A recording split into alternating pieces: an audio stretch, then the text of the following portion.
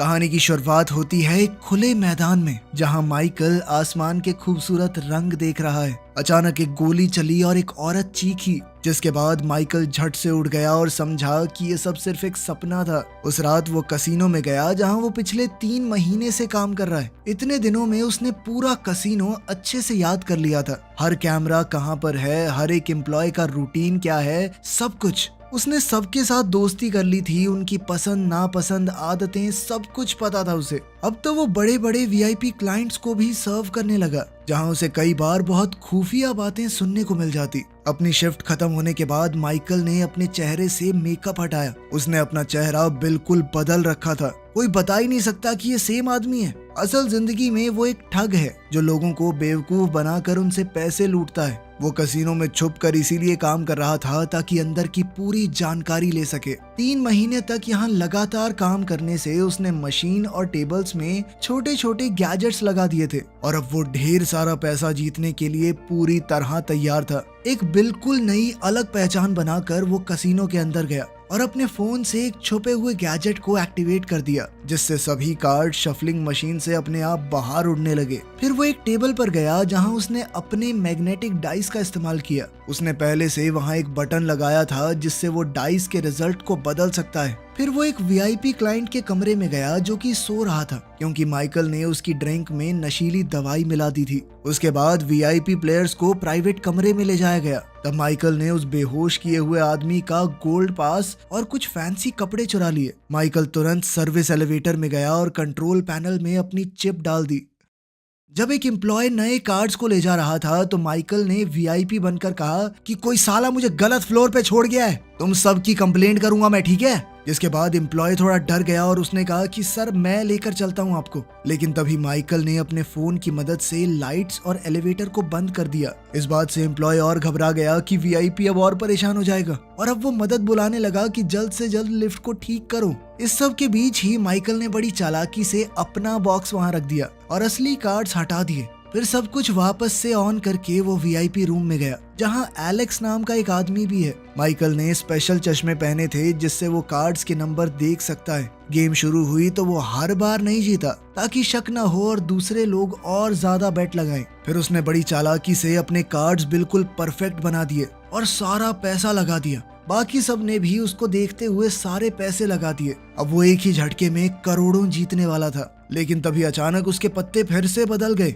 वो हार गया इतनी प्लानिंग के बाद भी। तीसरा प्लेयर जीत गया और उसने कहा मैं अब और नहीं खेलना चाहता। वो पैसे लेकर चल दिया। माइकल को शक हुआ और वो उस आदमी का पीछा करने लगा। उसने कहा तूने चीटिंग किया ना, चल सूटकेस दे अपना। लेकिन अंदर पैसे नहीं, सिर्फ कागज निकले। तभी अचानक से लाइट झिलमिलाई और उस आदमी का चेहरा बदल गया। वो तो असल में वो आदमी था ही नहीं जिसका माइकल पीछा कर रहा था। तभी पीछे से गार्ड्स आ गए और माइकल को पकड़ लिया, जबकि एलेक्स चुपके से वहां से भाग गया। माइकल को एक स्टोर रूम में कुर्सी से बांध दिया गया। एक गार्ड ने उसके मुंह पर मुक्का मारा। कसीनो का ओनर विक्टर भी वहां आया और पैसे मांगे। माइकल ने कहा कि मैं तुम्हारा वीआईपी क्लाइंट हूँ, मुझे मारोगे। इस बात पे तो उसे और मार पड़ी। तब उसने बताया कि वहां पर एक और ठग था, वो पैसे ले गया, उसने मुझे भी पागल बना दिया। विक्टर को उसकी बात पर यकीन नहीं हुआ और उसने 1 हफ्ते का वक्त दिया कि पैसे लेकर आ मेरे पास, वरना तेरा अंजाम बहुत बुरा होगा। इसके बाद माइकल एक छोटे से कसीनो में गया जो रेगिस्तान के बिल्कुल बीच में था। गार्ड्स ने उसे गन पॉइंट पर रोका, पर उनका बॉस लियोन वहां आया और कहा कि माइकल को आने दो, ये मेरा दोस्त है। दोनों ने साथ में ड्रिंक्स ली। माइकल ने देखा कि लियोन के गले में एक नेकलेस है जिसमें वही निशान है जो एलेक्स के टैटू में था। उसने लियोन से उस निशान के बारे में पूछा। लियोन ने कहा कि पहले मुझे अपनी कहानी बताओ, क्या कांड किया तुमने इस बार। जिसके बाद माइकल ने सब कुछ बताया। तब लियोन ने समझाया कि तू एक साइकिक से भिड़कर आया है। बहुत से लोग ये बात नहीं मानते और कई लोग जानते ही नहीं है कि कई ऐसे लोग हैं जिनके पास सुपर पावर्स हैं। वो लोग हम सब के बीच में ही छुप कर रहते हैं। वो लोग एक दूसरी दुनिया में घुसकर इस दुनिया की चीजों को बदल सकते हैं। लियोन ने उसे एक पुरानी किताब दिखाई जिसमें कुछ महान लोगों की ड्राइंग्स थी। उसने बताया कि ये सब लोग उसी दूसरी दुनिया से जुड़े हुए हैं। ये एक ऐसी जगह है जहां सबकी सोच और यादें जुड़ी होती हैं। जो लोग ताकतवर होते हैं वो उस जगह पर जा सकते हैं और वहाँ पर अपनी शक्तियों का अलग तरीके से इस्तेमाल कर सकते हैं। आम लोग भी उस दुनिया में जा तो सकते हैं पर वापस तभी आ पाएंगे जब उनके पास कोई ऐसा इंसान हो जो उन्हें वहाँ से लेकर आ सके।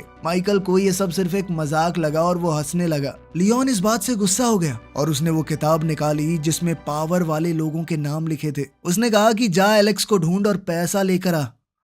दूसरी ओर एलेक्स ने गॉर्डन नाम के एक इंसान से मुलाकात की और उसे सारे पैसे दे दिए। गॉर्डन ने एलेक्स से कहा कि मुझे भी दूसरी दुनिया में जाना है, लेकिन एलेक्स ने मना कर दिया। उसने कहा कि मैं नहीं चाहता तुम वहाँ खो जाओ क्योंकि तुम्हारे साथ बिजनेस करने में मजा आता है, तुम पर भरोसा है। दूसरी तरफ माइकल ने लियोन से पूछा कि क्या इस लिस्ट वाले लोग सच में हैं? लियोन ने कहा कि हाँ हैं, मैंने उनकी पावर्स खुद देखी हैं। इसके बाद माइकल के दिमाग में एक आइडिया आया। वो उन शक्तियों का इस्तेमाल करके एक ऐसी टीम बना सकता है जो किसी भी कसिनो को लूट लेगी। सबसे पहले उसने एरिक को ढूंढा, एक अमीर लड़का जिसके अंदर चीजों को अपने दिमाग से हिलाने की ताकत है, लेकिन वो कोई काम करना ही नहीं चाहता था। फिर उसे टोनी मिला जो कि एक टैक्सी ड्राइवर है और इलेक्ट्रॉनिक चीजों को कंट्रोल कर सकता है। माइकल ने जैसे तैसे दोनों को टीम ज्वाइन करने के लिए मना ही लिया। फिर उसे मिला केविन, एक ऐसा इंसान जो किसी को भी हिप्नोटाइज कर सकता है, जो वो दिखाना चाहे वही सच हो जाएगा। उसे इस वक्त एक मेंटल हॉस्पिटल के अंदर कैद करके रखा गया था। डॉक्टर्स उसकी शक्तियों को लोगों के डिप्रेशन को दूर करने के लिए इस्तेमाल कर रहे थे। माइकल ने उससे कहा कि तुम यहाँ अपनी जिंदगी बर्बाद कर रहे हो, मैं तुम्हें अमीर बना सकता हूँ।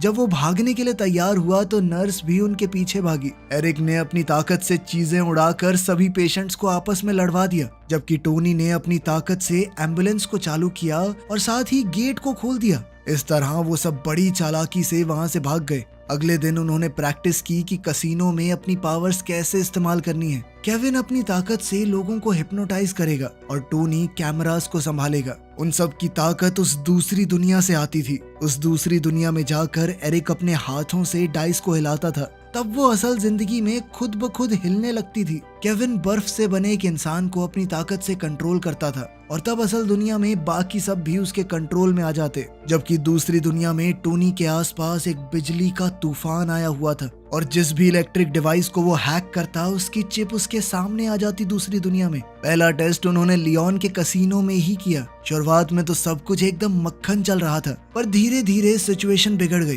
केविन बात समझ नहीं पाया और उसने गलती से एक एम्प्लॉय को थोड़ी देर के लिए अंधा कर दिया। वो एम्प्लॉय चौंक गया और जो आदमी हारा था उसने बंदूक निकाल ली। बंदूक देखते ही टोनी घबरा गया और कैमरास को संभालने की जगह उनमें शॉर्ट सर्किट कर दिया। माइकल ने दौड़कर उस क्लाइंट को रोका और सबको शांत किया। उसे समझ आया कि हमें कोई बेहतर तरीका ढूंढना होगा आपस में बात करने का, तभी वो सही तरीके से इस चीज को आगे बढ़ा सकेंगे।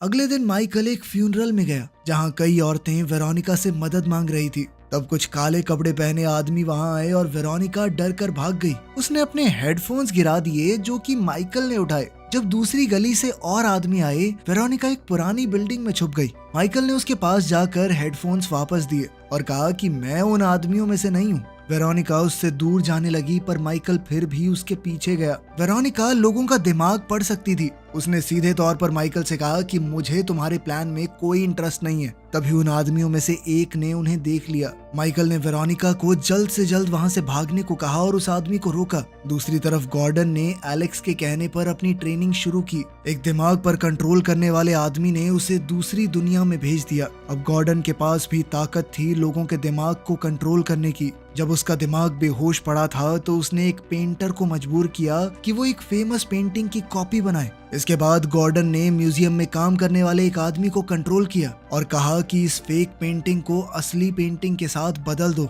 जब असली पेंटिंग दूसरे म्यूजियम में भेजी जाने वाली थी, जब नकली पेंटिंग को एक वैन में ले जाया जा रहा था, तब गॉर्डन अचानक से होश में आ गया। उसने उस कंफ्यूज हो चुके पेंटर से असली पेंटिंग थोड़े से पैसे देकर खरीद ली। जिन लोगों को उसने अपने दिमाग से कंट्रोल किया था उन्हें कुछ भी याद नहीं रहा। उधर माइकल ने वेरोनिका को अपने साथ काम करने के लिए मना लिया था और जल्द ही उसे अपनी टीम से मिलवाया। उसने बताया कि वेरोनिका दिमाग पढ़ सकती है और अपनी बात को बिना कहे दूसरों के दिमाग में डाल भी सकती है। वो माइकल की सभी बातों को सभी लोगों तक पहुंचाएगी उस वक्त जब वो कसीनो में खेल रहे होंगे। प्रैक्टिस करने के लिए माइकल ने वेरोनिका से कहा कि दूसरी दुनिया में जाओ दूसरी दुनिया उसके लिए एक अजीब सा जंगल था। फिर माइकल ने अपने दिमाग में सोचा कि एरिक शहर के सबसे बड़े घंटे को हिलाए। वेरोनिका ने ये सोच एरिक तक पहुंचा दी और एरिक ने बिल्कुल वैसा ही किया। उसके बाद माइकल ने चाहा कि दो लोग दौड़ते हुए मदद के लिए चिल्लाएं। वेरोनिका ने ये सोच केविन को भेज दी और केविन ने तुरंत अपनी शक्तियों से ऐसा कर दिया।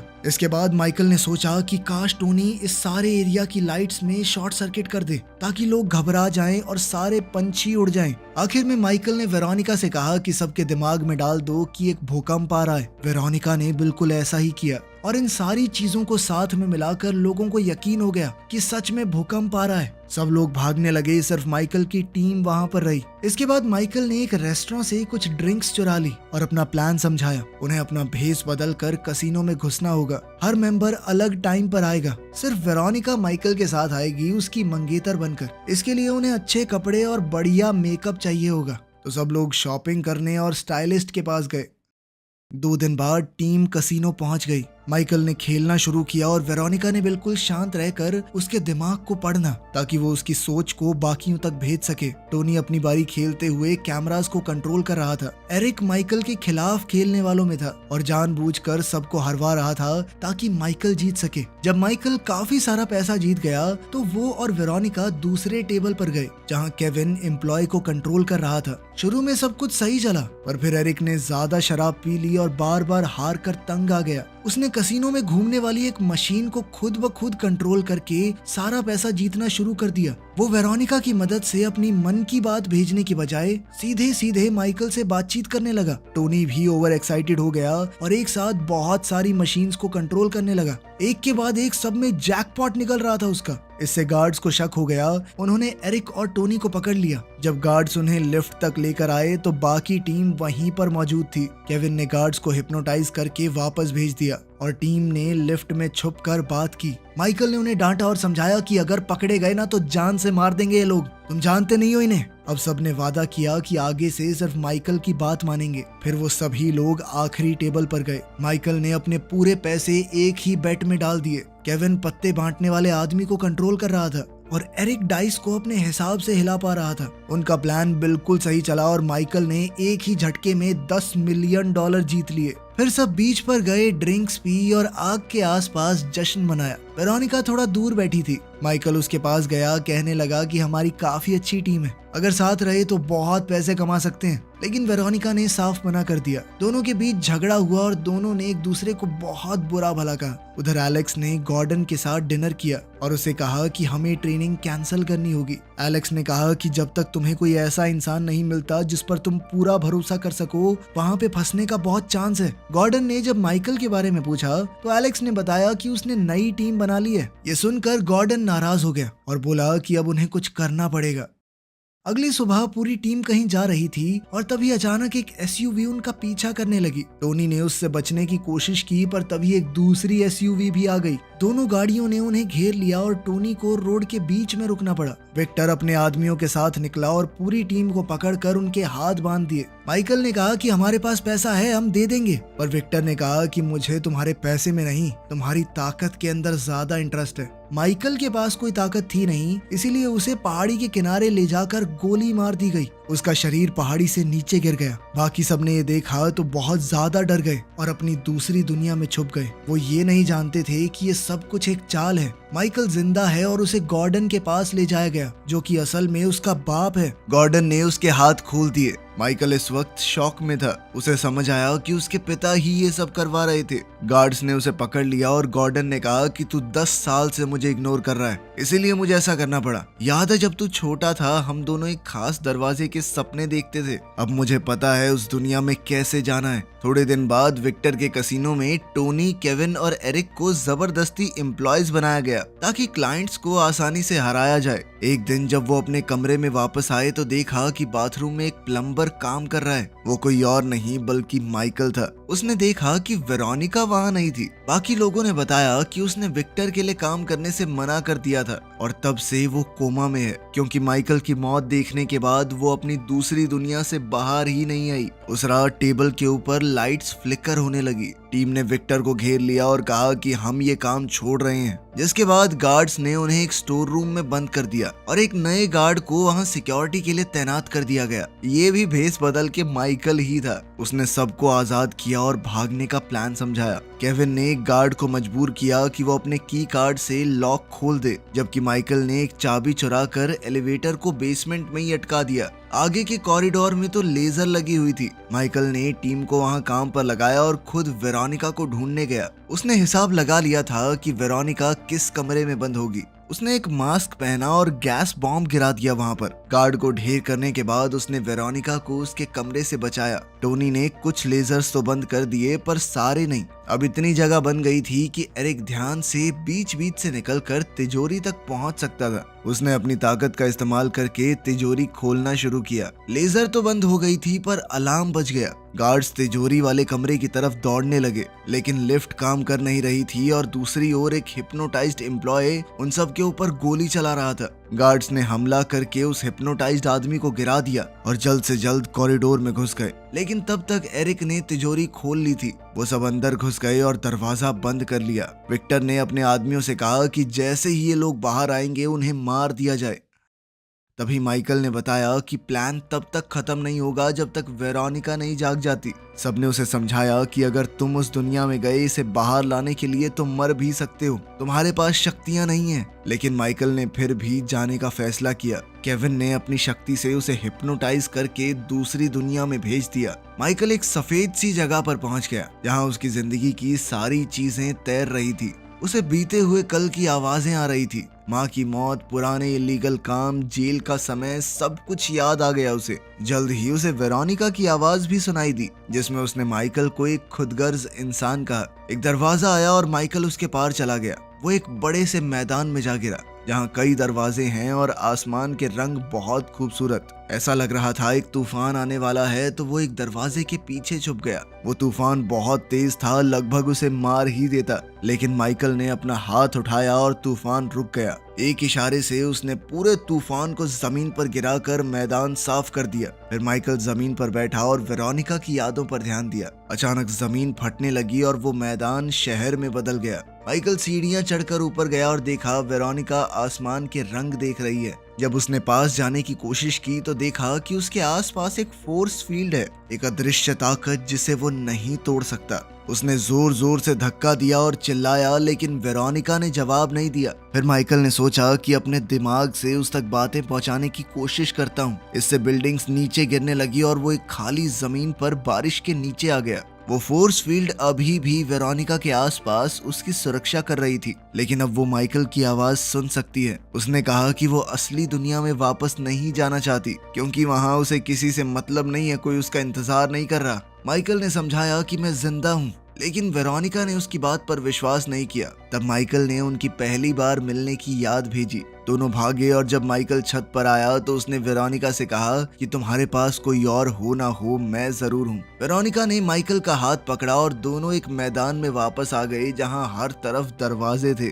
उन दोनों ने एक दूसरे को चूम लिया और फिर वेरोनिका एक दरवाजे से चली गई, जिससे वो असल जिंदगी में जाग गई। माइकल के लिए ये पहली बार था, इसीलिए उसे खुद अपना रास्ता निकालना होगा। फ्लैशबैक दिखाया गया जिसमें हमें पता चला कि गॉर्डन ने माइकल को इस दूसरी दुनिया के बारे में सब कुछ सिखाया था और वो चाहता था कि माइकल उसका पार्टनर बने, ताकि दोनों बाप बेटा मिलकर इन दरवाजों का इस्तेमाल करके दुनिया को लूट खाएं। गॉर्डन ने उसे कंपास दिया और मदद भेजने का वादा भी। अभी वर्तमान में माइकल ने देखा कि एलेक्स एक दरवाजे से आ रहा है और वो उसके पीछे चल दिया। एरिया धीरे धीरे कसीनो में बदलने लगा। माइकल ने एलेक्स के पीछे जाके वहाँ उन दोनों की मौत का सीन देखा। एलेक्स ने माइकल को समझाया कि किसी के दिमाग में कैसे घुसते हैं। अब माइकल ने आगे का प्लान बना लिया था। वो अचानक से तिजोरी में जाग उठा और कहने लगा कि वो पैसे लेकर निकल रहे हैं। टोनी ने लॉक को डीएक्टिवेट किया और दरवाजा खुल गया, लेकिन कॉरिडोर में कोई भी नहीं था, बिल्कुल खाली। तब पता चला कि जब माइकल दूसरी दुनिया में था